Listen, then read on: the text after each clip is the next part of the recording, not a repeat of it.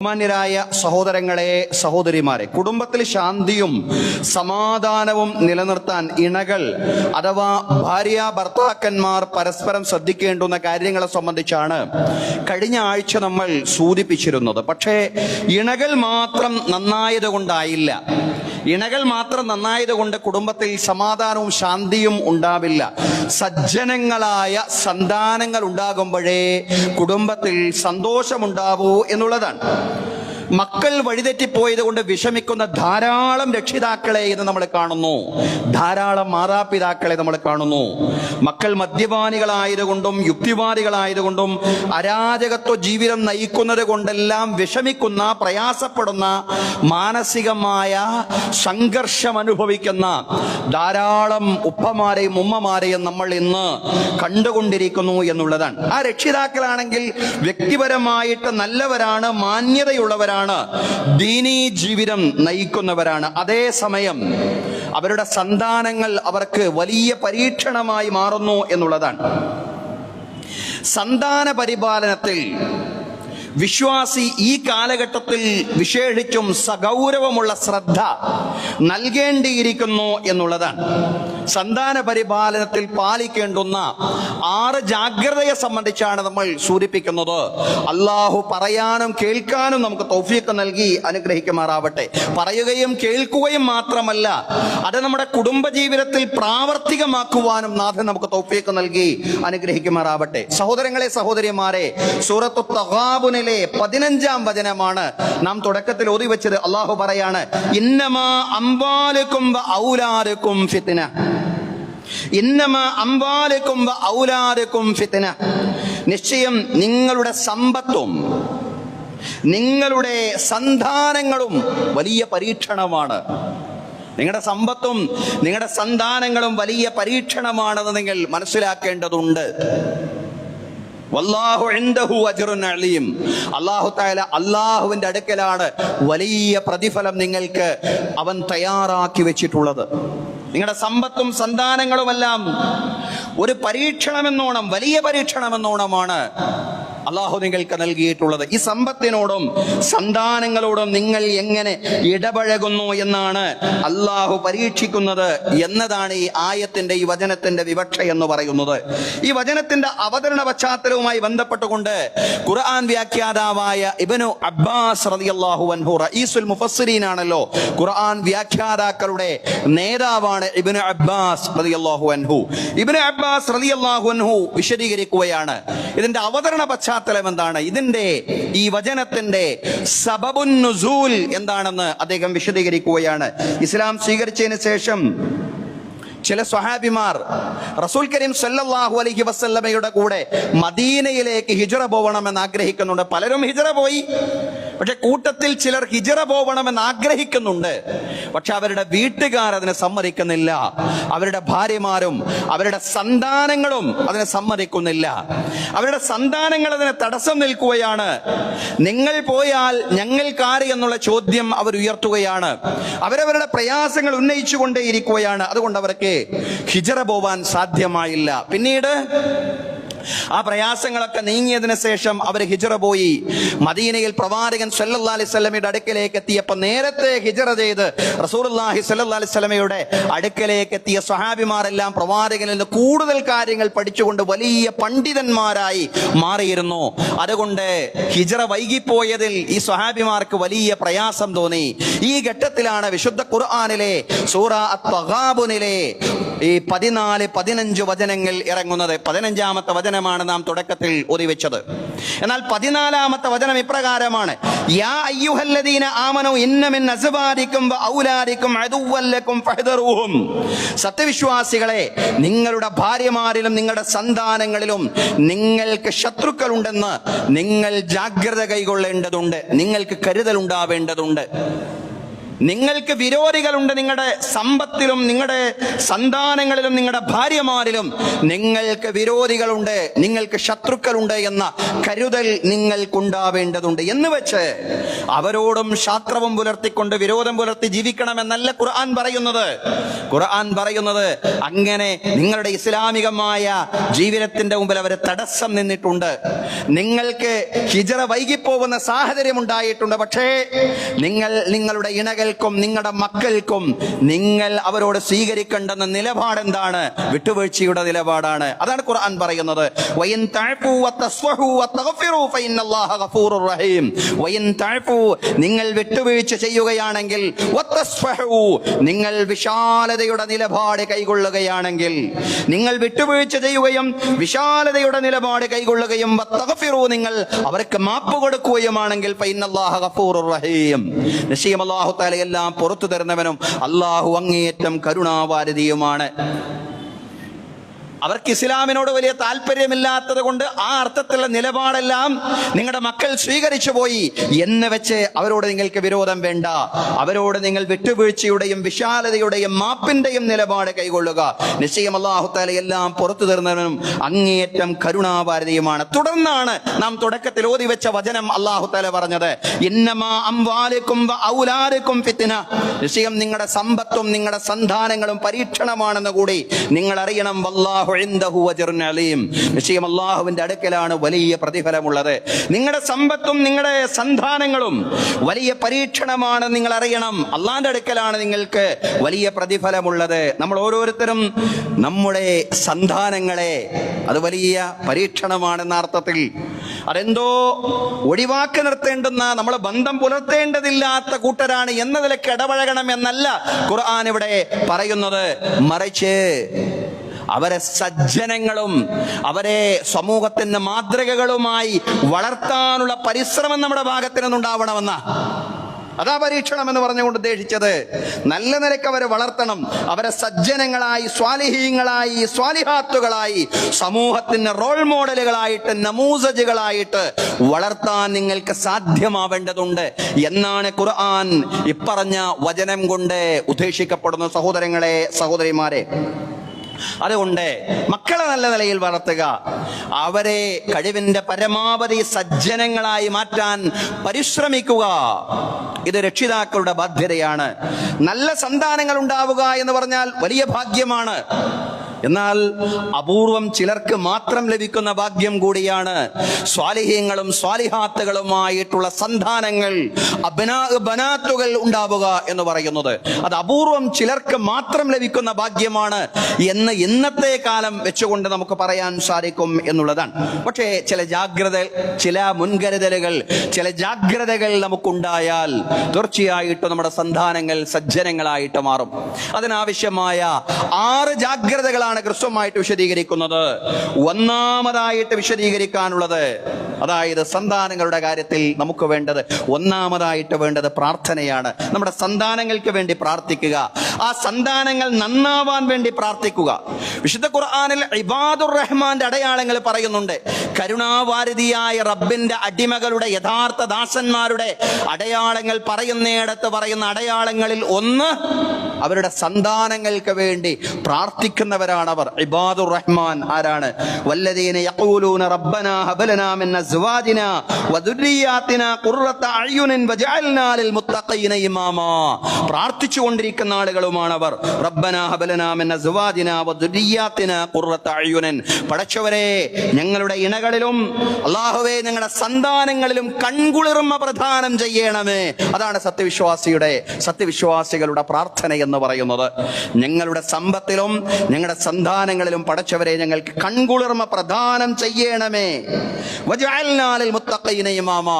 അല്ലാഹുവേ, ദൈവഭക്തിയുള്ള ആളുകൾക്ക് നായകന്മാരാക്കി, അല്ലാഹുവിനെ ഭയപ്പെടുന്ന ആളുകൾക്ക് നായകന്മാരാക്കി ഞങ്ങളെ നീ മാറ്റണമേ എന്ന് പ്രാർത്ഥിക്കുന്നവർ പടച്ചവനെ ഞങ്ങളുടെ സന്താനങ്ങളിൽ ഞങ്ങൾക്ക് കൺകുളിർമ പ്രദാനം ചെയ്യണമേ എന്ന് പ്രാർത്ഥിക്കുന്നവരാണ് ഇബാദുർ റഹ്മാൻ, കരുണാവാരിധിയായ റബ്ബിന്റെ യഥാർത്ഥ ദാസന്മാർ എന്ന് വിശുദ്ധ ഖുർആനിൽ അല്ലാഹു തആല വിശദീകരിക്കുകയാണ്. സഹോദരങ്ങളെ, സഹോദരിമാരെ, മാതാപിതാക്കൾ മക്കൾക്ക് വേണ്ടി നടത്തുന്ന പ്രാർത്ഥന അത് അല്ലാഹു തട്ടിമാറ്റുകയില്ലെന്നാണ് പ്രവാചകൻ സല്ലല്ലാഹു അലൈഹി വസല്ലം പറഞ്ഞ. അല്ലാഹുവിന്റെ പ്രവാചകൻ സല്ലല്ലാഹു അലൈഹി വസല്ലം പറയാണ്, സലാസു ദഅവാത്തിൻ മുസ്തജാബാത്ത്, 3 പ്രാർത്ഥനകൾ, ആ പ്രാർത്ഥനകൾക്ക് ഉത്തരം ലഭിക്കുമെന്ന കാര്യത്തിൽ യാതൊരു സംശയവുമില്ല.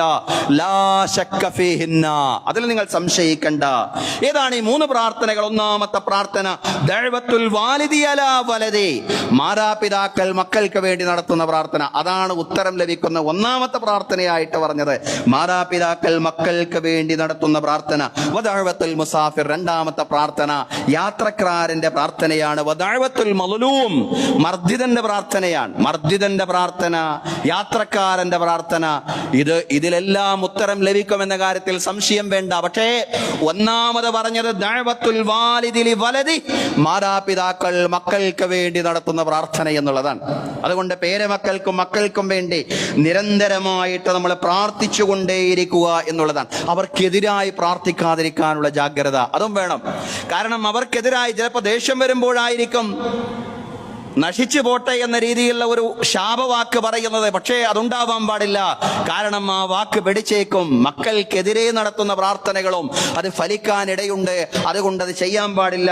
ലാ തദഉ വലാ അൻഫുസികും വലാ തദഉ വലാ ഔലാദികും, നിങ്ങൾക്കെതിരെ നടത്തുന്ന പ്രാർത്ഥന അത് ചെയ്യാൻ പാടില്ല. നിങ്ങൾക്കെതിരെ നിങ്ങൾ പ്രാർത്ഥിക്കാൻ പാടില്ല. നിങ്ങളുടെ മക്കൾക്കെതിരെയും നിങ്ങൾ പ്രാർത്ഥിക്കാൻ പാടില്ല. ലാ തദഉ വലാ അൻഫുസികും, നിങ്ങൾക്കെതിരെ പ്രാർത്ഥിക്കാൻ പാടില്ല. വലാ തദഉ വലാ ഔലാദികും, നിങ്ങളുടെ മക്കൾക്കെതിരെയും പ്രാർത്ഥിക്കാൻ പാടില്ല. സഹോദരങ്ങളെ, കഴിഞ്ഞ ആഴ്ച നമ്മൾ പറഞ്ഞിരുന്നത് ഇണകൾക്കിടയിൽ അവർ പാലിക്കേണ്ടുന്ന ജാഗ്രതയാണ്. പക്ഷെ ഒരു കുടുംബം എന്ന് പറയുമ്പോൾ ആ കുടുംബത്തിൽ സന്തോഷവും സമാധാനവും ഉണ്ടാവണമെങ്കിൽ കുടുംബത്തിലെ എല്ലാ അംഗങ്ങൾക്കും പരസ്പരം ബാധ്യതകളുണ്ട്. മക്കളോട് ബാധ്യതയുണ്ട്, മാതാപിതാക്കളോട് ബാധ്യതയുണ്ട്, കടപ്പാടുകൾ എല്ലാം പൂർത്തീകരിക്കണം. മക്കളോടുള്ള ഒന്നാമത്തെ ബാധ്യത അതല്ലെങ്കിൽ കുടുംബത്തിൽ മക്കൾക്ക് നല്ല ജീവിതം, അവരെ സജ്ജനങ്ങളായി വളരാനും അതിലൂടെ കുടുംബത്തിൽ ശാന്തിയും സമാധാനവും ഉണ്ടാവാനും ഒന്നാമതായി വേണ്ടത് മക്കൾക്ക് വേണ്ടി നിരന്തരമായി പ്രാർത്ഥിക്കുന്നവരായി മാതാപിതാക്കൾ മാറുക എന്നുള്ളതാണ്. നല്ല പ്രാർത്ഥനകൾ, അവരുടെ നന്മയ്ക്ക് വേണ്ടിയുള്ള പ്രാർത്ഥനകൾ, അവർ ഇഹത്തിലും പരത്തിലും വിജയിക്കാൻ വേണ്ടിയുള്ള പ്രാർത്ഥനകൾ, അതാണ് ഒന്നാമതായി വേണ്ടത്. രണ്ടാമതായി വേണ്ടത് ജനനം മുതൽ തന്നെ അല്ലാഹുവിന്റെ സഹായം ലഭിക്കാൻ വേണ്ടിയുള്ള കാര്യങ്ങൾ ചെയ്യുക. അഖീബൽ വിലാദ, ജന്മത്തിന്റെ ഉടനെ ചെയ്യേണ്ടുന്ന കുറച്ച് കാര്യങ്ങളുണ്ട്. ജനിച്ചാൽ ഉടനെ, ഒരു കുഞ്ഞ് ജനിച്ചാൽ ഉടനെ ചെയ്യേണ്ടുന്ന കാര്യങ്ങൾ അവിടുന്ന് തന്നെ ചെയ്തു തുടങ്ങണം എന്നുള്ളതാണ്. കുഞ്ഞിന്റെ ചെവിയിൽ ബാങ്ക് വിളിക്കുക, ഇഖാമത്ത് വിളിക്കുക, അതൊക്കെ ഇസ്ലാമികമായ മര്യാദകളിൽപ്പെട്ടതാണ്. മൻ വുലിദ ലഹു മൗലൂദുൻ ഫഅദ്ദന ഫീ ഉദ്നിഹിൽ യുംനാ വഅഖാമ ഫീ ഉദ്നിഹിൽ യുസ്റാ. എന്താ പറഞ്ഞത്? ആരെങ്കിലും ഒരു കുഞ്ഞ് ജനിച്ചിട്ട് ആ കുഞ്ഞിന്റെ വലത്തെ ചെവിയിൽ ബാങ്കും ഇടത്തെ ചെവിയിൽ ഇഖാമത്തും വിളിച്ചു കഴിഞ്ഞാൽ പിശാചിന്റെ ഉപദ്രവം ആ കുഞ്ഞിനുണ്ടാവില്ല എന്നാണ് സഹോദരങ്ങളെ, സഹോദരിമാരെ.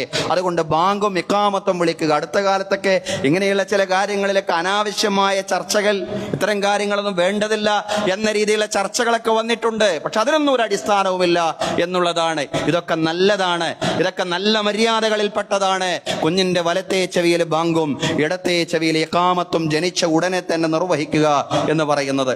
ആയിഷ റളിയല്ലാഹു അൻഹ പറയാൻ, കാന റസൂലുള്ളാഹി സ്വല്ലല്ലാഹു അലൈഹി വസല്ലം റസൂലുള്ളാഹി സ്വല്ലല്ലാഹു അലൈഹി വസല്ലമയുടെ അടുക്കൽ കുട്ടികളെ കൊണ്ടുവരും. എന്നിട്ട് ഫയദഉ ലഹും, റസൂലുള്ളാഹി കുഞ്ഞുങ്ങൾക്ക് വേണ്ടി പ്രാർത്ഥിക്കും. വയുഹന്നികുഹും, അവർക്ക് മധുരം നൽകും. കുഞ്ഞുങ്ങൾക്ക് വേണ്ടി പ്രാർത്ഥിക്കുക, കുഞ്ഞുനാൾ മുതൽ തന്നെ കുഞ്ഞുങ്ങൾക്ക് വേണ്ടി പ്രാർത്ഥിക്കുക, അവർക്ക് മധുരം നൽകുക. അതുപോലെ കുഞ്ഞുങ്ങൾക്ക് നല്ല പേരിടുക. ജനന സമയത്ത് തന്നെയുള്ള മര്യാദകളാണ് നല്ല പേരിടുക. ഇന്ന മിൻ ഹഖ്ഖിൽ വലദി അലൽ വാലിദി അയ്യുഹ്സിന ഇസ്മഹു അയ്യുഹ്സിന അദബഹു. ഒരു പിതാവിന്റെ മര്യാദയിൽപ്പെട്ടതാണ്, അതല്ലെങ്കിൽ മാതാപിതാക്കൾക്ക് കുഞ്ഞിനോടുള്ള മര്യാദയിൽപ്പെട്ടതാണ്, പിതാവിന്റെ കടപ്പാടിൽപ്പെട്ടതാണ് അയ്യുഹ്സിന ഇസ്മഹു, കുഞ്ഞിന് നല്ല പേരിടുക എന്ന് പറയുന്നത്. അയ്യുഹ്സിന അദബഹു, അവന്റെ പേരും നന്നാക്കണം, അവന്റെ മര്യാദയും അവന്റെ ശിക്ഷണവും നന്നാക്കണം.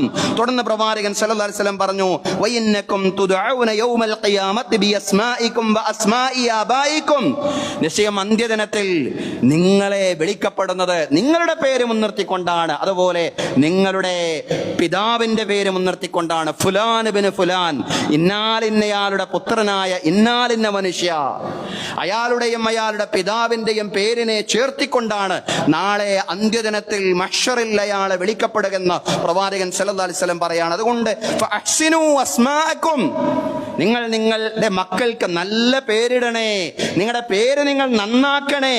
ഇന്ന് പല ആളുകൾക്കും പേരിടാൻ അറിഞ്ഞുകൂടാ, നല്ല പേരില്ല. പല കുഞ്ഞുങ്ങളുടെയും പേര്, അതിനവർ കുറ്റക്കാരല്ല, കാരണം അവരുടെ രക്ഷിതാക്കളാണ് അവർക്ക് പേരിട്ടിട്ടുള്ളത്.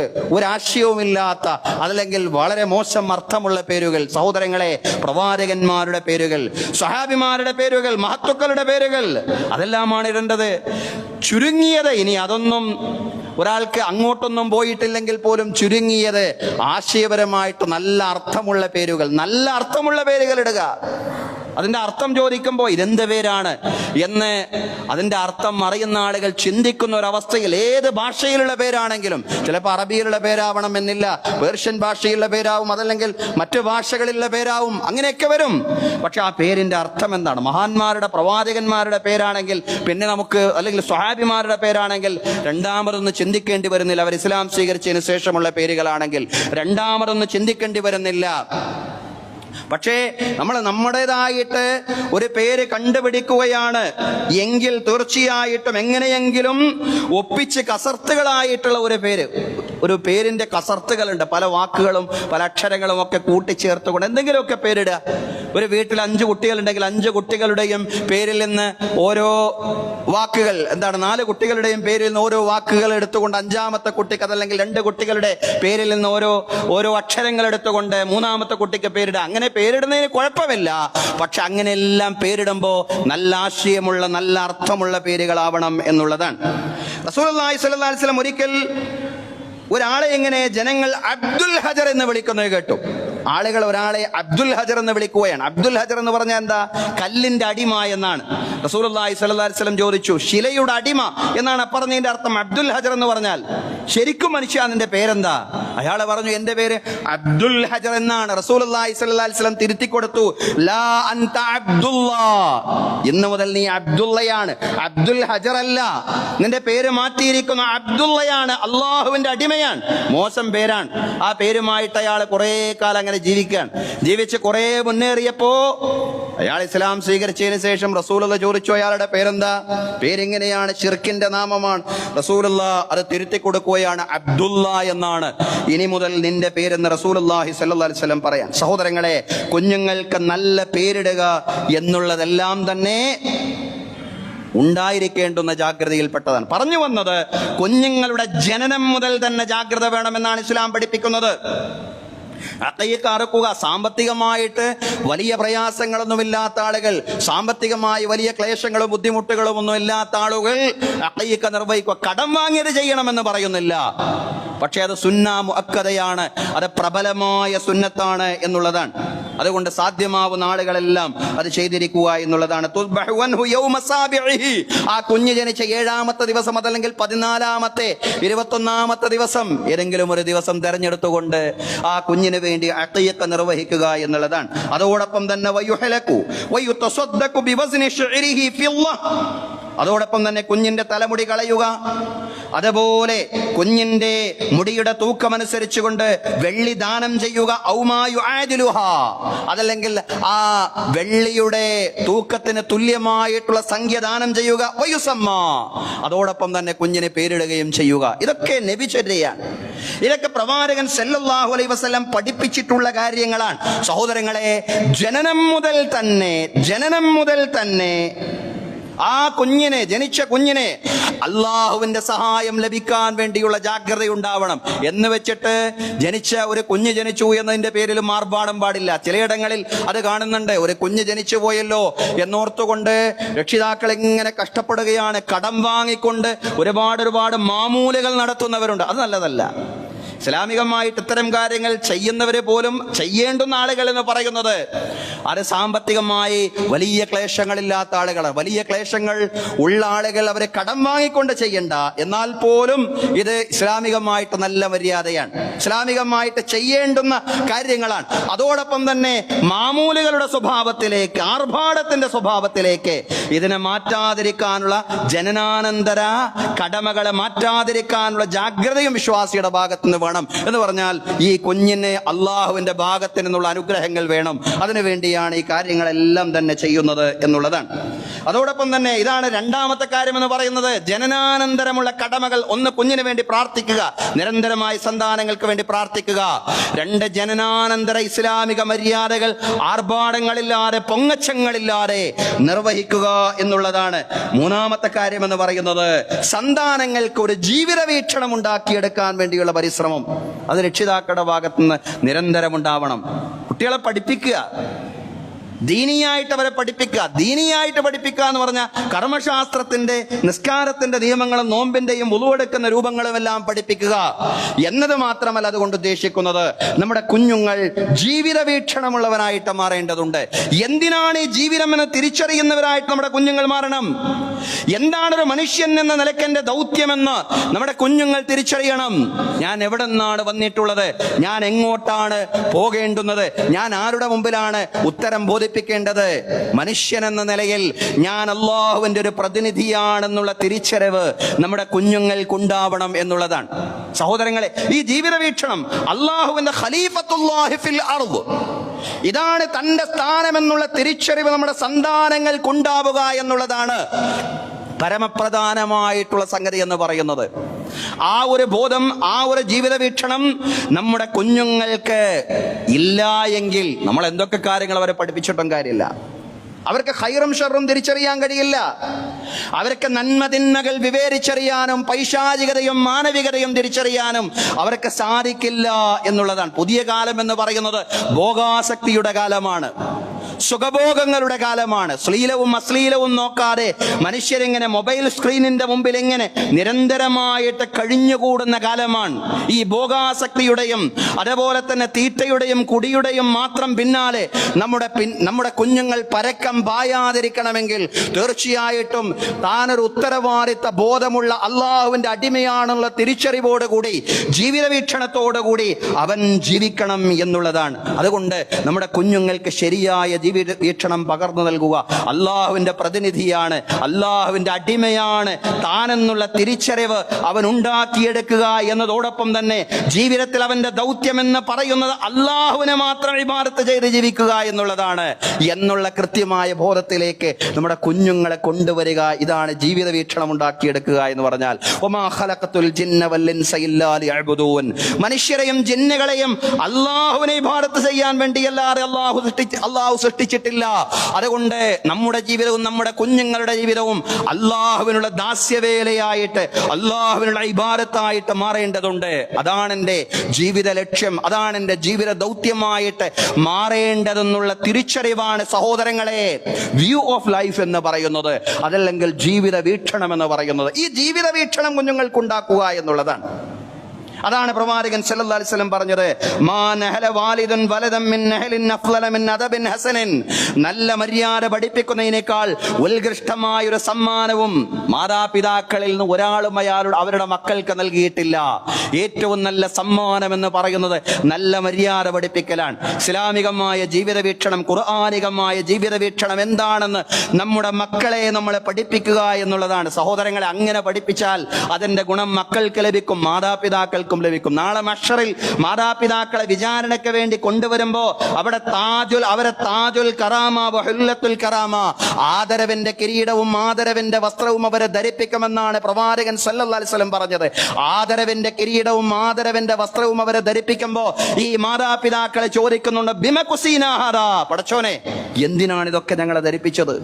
അപ്പോഴാണ് അള്ളാഹു അവരോട് പറയുന്നത്, അതല്ലെങ്കിൽ അവരോട് പറയപ്പെടുന്നത്, നിങ്ങൾ നിങ്ങളുടെ മക്കളെ ഖുർആൻ പഠിപ്പിച്ചതിന് വേണ്ടി, ഖുർആൻ പഠിപ്പിച്ചുകൊണ്ട് നല്ല ജീവിത വീക്ഷണമുള്ളവരാക്കി നിങ്ങളുടെ മക്കളെ നിങ്ങൾ മാറ്റിയതിനാലാണ് അള്ളാഹു നിങ്ങളെ ആദരവിന്റെ കിരീടവും ആദരവിന്റെ വസ്ത്രവും ധരിപ്പിച്ചതെന്ന് നാളെ അവരോട് പറയപ്പെടുമെന്ന് പ്രവാചകൻ സല്ലല്ലാഹു അലൈഹി വസല്ലം വിശദീകരിക്കുകയാണ്. സഹോദരങ്ങളെ, മക്കളെ ജീവിത വീക്ഷണമുള്ളവരായി, ശരിയായ ജീവിത വീക്ഷണമുള്ളവരായി മാറ്റുക എന്നുള്ളതാണ്. അർത്ഥമറിയാതെ ഖുർആൻ പോലും മനഃപ്പാഠമാക്കി എന്നതുകൊണ്ട് ഒരാൾക്ക് ജീവിത വീക്ഷണം ലഭിച്ചു കൊള്ളണമെന്നില്ല. എന്തിനാണ് മനുഷ്യൻ ഇവിടെ വന്നിട്ടുള്ളത്, എന്താണ് അവന്റെ ദൗത്യം, എന്താണ് അവന്റെ ഉത്തരവാദിത്തം, എന്താണ് മനുഷ്യന്റെ സ്ഥാനം, ഇനി പോകാനുള്ളത് എങ്ങോട്ടാണ് എന്നുള്ള തിരിച്ചറിവ്, അതിനനുസൃതമായിട്ട് ഈ ജീവിതത്തെ പാകപ്പെടുത്താനുള്ള പരിശ്രമം, അതാണ് സഹോദരങ്ങളെ ജീവിത വീക്ഷണം എന്ന് പറയുന്നത്. കുഞ്ഞുങ്ങൾക്ക് അതുണ്ടാക്കിയെടുക്കുക എന്നുള്ളതാണ്. അതാണ് കുഞ്ഞുങ്ങൾക്ക് ലഭിക്കേണ്ടുന്ന ദീനീ ബോധം. നമ്മൾ ദീനീ വിദ്യാഭ്യാസം എന്നൊക്കെ പറയുന്നുണ്ടല്ലോ. നമ്മുടെ മദ്രസയിൽ ഒരു കുഞ്ഞ് പഠിച്ചാൽ, ഒരു വിദ്യാർത്ഥി പഠിച്ചാൽ, ആ കാലയളവിൽ ആ കുഞ്ഞിന് ലഭിക്കേണ്ടത് അതാണ്. ഒരുപക്ഷെ ഖുർആൻ ഒരു തല മുതൽ മറ്റേ തല വരെ അയാൾക്ക് പൂർണ്ണമായിട്ടും അതിന്റെ ആശയങ്ങൾ പൂർണ്ണമായും ഒറ്റയടിക്ക് ഒരു മദ്രസാ കാലത്ത് തന്നെ പഠിക്കാൻ കഴിഞ്ഞുകൊള്ളണമെന്നില്ല. എന്നാൽ പോലും നമ്മളീ പറയുന്ന ജീവിത വീക്ഷണം ആർജിച്ചവനായിട്ട് അവൻ മാറേണ്ടതുണ്ട്. അങ്ങനെ ജീവിത വീക്ഷണം പകർന്നു നൽകുക എന്നതാണ് രക്ഷിതാവിന്റെ ബാധ്യത എന്ന് പറയുന്നത്. കുഞ്ഞുങ്ങൾ എന്തുകൊണ്ട് നശിച്ചു പോകുന്നു? ഇപ്പറഞ്ഞ ലിബറൽ ചിന്തയുടെയും ഇപ്പറഞ്ഞ അരാജക സിദ്ധാന്തങ്ങളുടെയും എല്ലാം പിന്നാലെ നമ്മുടെ കുഞ്ഞുങ്ങൾ പായുന്നത്, അതല്ലെങ്കിൽ ഈ തലമുറയിൽ ചിലരെങ്കിലും അത്തരം അബദ്ധങ്ങളിൽ അകപ്പെട്ടു പോകുന്നത് എന്തുകൊണ്ടെന്ന് ചോദിച്ചാൽ അത് രക്ഷിതാക്കളുടെ അവഗണന കൊണ്ടാണ്. അതാണ് ഇമാം ഇബ്നുൽ ഖയ്യിം റഹ്മത്തുള്ളാഹി അലൈഹി പറഞ്ഞത്, ഇന്നമാ ജഅല ഫസാദകും ബിഇഹ്മാലി ആബാഇഹിം വതർകിഹിം തആലീമദ്ദീൻ. നിശ്ചയം കുഞ്ഞുങ്ങൾ, സന്താനങ്ങൾ നശിച്ചു പോയത് അവരുടെ മാതാപിതാക്കളുടെ അവഗണനയും അശ്രദ്ധയും കൊണ്ടാണ്. അവർക്ക് ദീനീ വീക്ഷണം പകർന്നു നൽകിയില്ല, ദീനീ വിദ്യാഭ്യാസം അവർക്ക് പകർന്നു നൽകിയില്ല എന്നുള്ളതാണ് സഹോദരങ്ങളെ. അതുകൊണ്ട് നമ്മൾ ശ്രദ്ധിക്കേണ്ടുന്ന മൂന്നാമത്തെ സംഗതി എന്ന് പറയുന്നത് നല്ല ജീവിത വീക്ഷണമുള്ളവരാക്കി, ശരിയായ ജീവിത വീക്ഷണമുള്ളവരാക്കി നമ്മുടെ സന്താനങ്ങളെ വളർത്തുക എന്നുള്ളതാണ്. ഒരു നിശ്ചിത പ്രായത്തിൽ കുട്ടികൾക്ക് ദീനീ വിദ്യാഭ്യാസം നൽകുക എന്നതോടൊപ്പം തന്നെ നിരന്തരമായി ദീനിന്റെ വിധിവിലക്കുകൾ അവരെ പരിശീലിപ്പിക്കുക. ഇതാണ് നാലാമതായിട്ട് ചെയ്യേണ്ടത്. ദീനിന്റെ വിധിവിലക്കുകൾ, ജീവിത വീക്ഷണമൊക്കെ അയാൾക്ക് ലഭിച്ചു, ഒരു നിശ്ചിത പ്രായത്തിൽ അത് ലഭിച്ചു. ഇനി ലഭിക്കേണ്ടത് ദീനിന്റെ വിധിവിലക്കുകളിലുള്ള പരിശീലനമാണ്. നമസ്കാരം, നോമ്പ്, സക്കാത്ത്, അതുപോലെ ജീവിതത്തിൽ ഒരിക്കൽ നിർവഹിക്കപ്പെടേണ്ടുന്ന ഹജ്ജ്, ആ ഹജ്ജിനുള്ള പ്രേരണയും ബാക്കിയുള്ള ഇബാദത്തുകൾ നിർവഹിക്കാനുള്ള പരിശീലനവും നമ്മുടെ കുഞ്ഞുങ്ങൾക്ക്, നമ്മുടെ സന്താനങ്ങൾക്ക് ഉണ്ടാവണം എന്നുള്ളതാണ് സഹോദരങ്ങളെ, സഹോദരിമാരെ. അതുകൊണ്ട് ഇബാദത്തുകൾ പരിശീലിപ്പിക്കുക. വിധിവിലക്കുകൾ അത് കേവലം ഇബാദത്തുകളിൽ, ആരാധനകളിൽ മാത്രം ഒതുങ്ങുന്നതല്ല. ഹലാൽ ഹറാമുകളെ സംബന്ധിച്ചുള്ള കഴിവിന്റെ പരമാവധിയുള്ള ബോധം അവർക്കുണ്ടാക്കിയെടുക്കാനുള്ള പരിശ്രമം ഉണ്ടാവുക എന്നുള്ളതാണ്. വിധിവിലക്കുകൾ പരിശീലിപ്പിക്കുക. ഖൂ അൻഫുസക്കും വഅഹ്ലീകും നാറാ. നിങ്ങൾ നിങ്ങളെയും നിങ്ങളുടെ മക്കളെയും നിങ്ങൾ നരകത്തിൽ നിന്ന് കാത്തുകൊള്ളിൻ. നിങ്ങൾ നിങ്ങളെയും നിങ്ങളുടെ കുടുംബത്തെയും നരകത്തിൽ നിന്ന് കാത്തുകൊള്ളിൻ. ഖുർആൻ പറഞ്ഞതാണ്. ഖൂ അൻഫുസക്കും വഅഹ്ലീകും നാറാ. ഉമർ അൽ ഫാറൂഖ് റളിയല്ലാഹു അൻഹു റസൂലുള്ളാഹി സ്വല്ലല്ലാഹു അലൈഹി വസല്ലമയോട് ചോദിക്കുന്നുണ്ട്, യാ റസൂലല്ലാഹ് നഖി അൻഫുസനാ വകൈഫ ബി അഹ്ലീനാ. അല്ലാഹുവിന്റെ പ്രവാചകരെ, ഞങ്ങളുടെ കാര്യം ഞങ്ങൾക്ക് നോക്കാൻ കഴിയും, പക്ഷേ ഞങ്ങളുടെ മക്കളുടെ കാര്യം എങ്ങനെയാണ് ഞങ്ങൾ നോക്കുക? പ്രവാചകൻ സല്ലല്ലാഹു അലൈഹി വസല്ലം പറഞ്ഞു, തൻഹൗനഹും അമ്മാ നഹാകുമുല്ലാഹു അൻഹു വതഅ്മുറൂനഹും ബിമാ അമറകുമുല്ലാഹു ബിഹി. അല്ലാഹു കൽപ്പിച്ച കാര്യങ്ങൾ അവരോട് കൽപ്പിക്കുകയും അല്ലാഹു വിലക്കിയ കാര്യങ്ങളിൽ നിന്നും അവരെ അകറ്റുകയും ചെയ്യുക. വിധിവിലക്കുകളുടേതായിട്ടുള്ള ഒരു പരിശീലന കളരിയിൽ ജീവിക്കാനുള്ള അവസരം അവർക്ക് നൽകുക എന്നുള്ളതാണ്. അങ്ങേയറ്റം നയപരമായിട്ടത് നിർവഹിക്കണം. വിധിവിലക്കുകളിലെ പരിശീലനം എന്നൊക്കെ പറയുമ്പോൾ അത് അങ്ങേയറ്റം നയപരമായിട്ട് നമ്മുടെ കുഞ്ഞുങ്ങളിൽ പരിശീലിപ്പിക്കണം. പ്രത്യേകിച്ചും ഈ കാലഘട്ടത്തിൽ ഖുർആൻ തന്നെ അങ്ങനെയാണല്ലോ പറയുന്നത്, ഉദുഉ ഇലാ സബീലി റബ്ബിക ബിൽ ഹിക്മതി വൽ മൗഇലത്തിൽ ഹസന വജാദിൽഹും ബില്ലത്തി ഹി അഹ്സൻ. വിശുദ്ധ ഖുർആനിലെ ഈ ഒരു വചനം എന്ന് പറയുന്നത് അത് സമൂഹത്തിൽ മാത്രം പ്രാവർത്തികമാക്കേണ്ടുന്ന കാര്യമല്ല, നമ്മുടെ കുടുംബത്തിലും പ്രാവർത്തികമാക്കേണ്ടതാണ്. ഉദുഉ ഇലാ സബീലി റബ്ബിക ബിൽ ഹിക്മതി വൽ മൗഇലത്തിൽ ഹസന. യുക്തിദീക്ഷയോടുകൂടി നല്ല ഉപദേശങ്ങൾ നൽകിക്കൊണ്ടാണ് നിന്റെ രക്ഷിതാവിന്റെ മാർഗത്തിലേക്ക് നീ അവരെ ക്ഷണിക്കേണ്ടത്. പുതിയ തലമുറയെ സംബന്ധിച്ചിടത്തോളം നമ്മൾ പറഞ്ഞു, കഠിനമായ കൽപ്പനകളും നിരോധനങ്ങളും ഒന്നും ഒരു സ്വാധീനവും ഉണ്ടാക്കില്ല എന്നുള്ളതാണ്. ഈ മൊബൈലിന്റെ മുമ്പിൽ കടന്ന് ആസ്വാദന ജീവിതം നയിക്കുന്നവരായി നമ്മുടെ മക്കൾ പലപ്പോഴും മാറിയിട്ടുണ്ട്. അതവരുടെ ജീവിതത്തിൽ ഒരുപാട് വൈകല്യങ്ങൾ ഉണ്ടാക്കിയിട്ടുണ്ട്. മൊബൈൽ ഒരിക്കലും ഉപയോഗിക്കാൻ പാടില്ല എന്നൊന്നും നമുക്ക് പറയുക സാധ്യമല്ല. നമ്മളും അത് ഉപയോഗിക്കുന്നവരാണ്, പ്രയോജനപ്പെടുത്തുന്നവരാണ്, നന്മയ്ക്ക് വേണ്ടി അത് പ്രയോജനപ്പെടുത്തുന്നവരാണ്. പക്ഷേ സഹോദരങ്ങളെ, വല്ലാത്ത ഒരു അവസ്ഥയിലേക്ക് പുതിയ തലമുറ മാറിക്കൊണ്ടിരിക്കുന്നു. അതുകൊണ്ട് അവർക്ക് നൽകുന്ന ഉപദേശങ്ങളെല്ലാം തന്നെ അത് സൗമ്യവും ലളിതവുമായ ശൈലിയിൽ ആവാനുള്ള ജാഗ്രത രക്ഷിതാക്കളുടെ ഭാഗത്തു നിന്നുണ്ടാവണം. സൗമ്യമായ ശൈലി, അതാണ് ഇസ്ലാമിന്റെ ശൈലി. അതുകൊണ്ട് ഈ കാലഘട്ടത്തിലേക്കും ഫിറ്റാണ്, അനുയോജ്യമാണ്. ഇസ്ലാമിന്റെ മാർഗനിർദ്ദേശങ്ങൾ, ഉപദേശങ്ങൾ സൗമ്യമാവണം. പ്രവാചകൻ സല്ലല്ലാഹു അലൈഹി വസല്ലം പറഞ്ഞ എന്താ? ഇന്നല്ലാഹ റഫീഖുൻ യുഹിബ്ബുർ റിഫ്ഖ ഫിൽ അംരി കുല്ലിഹി. നിശ്ചയം അല്ലാഹു സൗമ്യനാണ്, എല്ലാ കാര്യങ്ങളിലും സൗമ്യതയാണ് അല്ലാഹു ഇഷ്ടപ്പെടുന്നത്. കാർക്കശ്യത്തിന്റെ, ദേഷ്യപ്പെടലിന്റെ, കുരച്ചുചാടലിന്റെ ശൈലിയല്ല ഇസ്ലാമിന്റെ ഉപദേശത്തിന്റെ ശൈലി എന്ന് പറയുന്നത്. സൗമ്യതയുടെ ശൈലിയാണ്, ക്ഷമയുടെ ശൈലിയാണ്, മാർദ്ദവത്തിന്റെ ശൈലിയാണ്, കാരുണ്യത്തിന്റെ ശൈലിയാണ് ഇസ്ലാമിന്റെ ഉപദേശത്തിന്റെ ശൈലി എന്ന് പറയുന്നത്. ഉദാഹരണത്തിന് പ്രഭാതത്തിൽ മക്കളെ വിളിച്ചുണർത്തുന്നത് തന്നെ നമുക്കെടുക്കാം. ബഹളം വെച്ചും കുരച്ചു ചാടിയും ഭീഷണി മുഴക്കിയുമല്ല മക്കളെ വിളിക്കേണ്ടത്. പ്രഭാത നമസ്കാരത്തിന് വേണ്ടി മക്കളെ വിളിക്കുമ്പോൾ അത് ബഹളം വെച്ചുകൊണ്ടും കുരച്ചു ചാടിയും ഭീഷണി മുഴക്കിയുമല്ല, മറിച്ച് ശബ്ദ വിസ്ഫോടനങ്ങളില്ലാതെ സലാം പറഞ്ഞും തട്ടി വിളിച്ചും എഴുന്നേൽപ്പിക്കുമ്പോഴുള്ള, അതല്ലെങ്കിൽ എഴുന്നേൽക്കുമ്പോഴുള്ള പ്രാർത്ഥനകളെല്ലാം അവർക്ക് ചൊല്ലിക്കൊടുത്തുകൊണ്ട്, അതാണ്. അങ്ങനെ അവരെ വിളിച്ചുണർത്താനൊന്ന് ശ്രമിച്ചു കഴിഞ്ഞാൽ സഹോദരങ്ങളെ, വലിയ പരിവർത്തനങ്ങൾ, വലിയ മാറ്റങ്ങൾ കുട്ടികളിൽ ഉണ്ടാക്കാൻ സാധിക്കും എന്നുള്ളതാണ്. സഹോദരങ്ങളെ, ഈ സൗമ്യമായ ശൈലിയിൽ നിന്നുകൊണ്ട് തന്നെ എല്ലാ വിധിവിലക്കുകളും ഉപദേശിക്കണം. എല്ലാ തിന്മകളിൽ നിന്ന് ഏറ്റവും ഗൗരവപ്പെട്ട തിന്മ ശിർക്കാണല്ലോ. ആ ശിർക്കിനെതിരെ ബോധവൽക്കരണം നടത്തുമ്പോഴും, ശിർക്കിനെതിരെ മക്കളെ ഉപദേശിക്കുമ്പോഴും സൗമ്യമായ ശൈലിയിലാവണം. അതാണല്ലോ ഖുർആൻ പഠിപ്പിച്ചത്. ലുഖ്മാൻ അലൈഹിസ്സലാമയുടെ ശൈലിയായിട്ട് ഖുർആൻ പറഞ്ഞല്ലേ, വൈദ ഖാല ലുഖ്മാനു ലിബ്നിഹി വഹുവ യഇലുഹു യാ ബുനയ്യ ലാ തുശ്രിക് ബില്ലാഹ് ഇന്നശ്ശിർക ലളുൽമുൻ അളീം.